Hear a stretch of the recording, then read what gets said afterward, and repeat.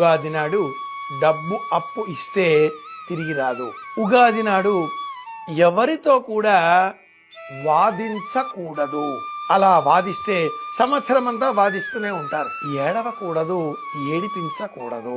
సంవత్సరం అంతా ఏడుస్తూనే ఉంటారు, సంవత్సరం అంతా ఇతరులను గేలి చేస్తూనే ఉంటారు, హేళన చేస్తూనే ఉంటారు. జీవితం అంతా కూడా కంగాళిగా చేసుకునే అవకాశాలు పెరుగుతాయి. ఒక్క వస్త్రమైన నూతన వస్త్రం ధరించాలి. కట్టి విడిచిన పాత దుస్తులను ఉగాది నాడు ధరించకూడదు. ఇది ముఖ్యం. ఖచ్చితంగా ఉగాది నాడు తలంటుకోవాలి.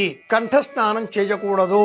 ఇది 4వది. ఉగాది నాడు బొట్టు లేకుండా బయట మనం కాలు పెట్టకూడదు. నుదుట బొట్టు లేకుండా గడప దాటి బయట కాలు పెడితే వాహన ప్రమాదాలు వచ్చే అవకాశాలు పెరుగుతాయి. 5వది అతి ముఖ్యమైనది, ఎవరికి ఉగాది నాడు లేదు అనకూడదు. మన వద్ద లేదనుకుందాం, ఆ వస్తువు ప్రస్తుతం ఎక్కడ పెట్టానో ఏమిటో వెతకాలండి. నిండుకున్నాయి, వెతకాలి, తర్వాత ఇస్తాను, కాసేపు అయ్యాక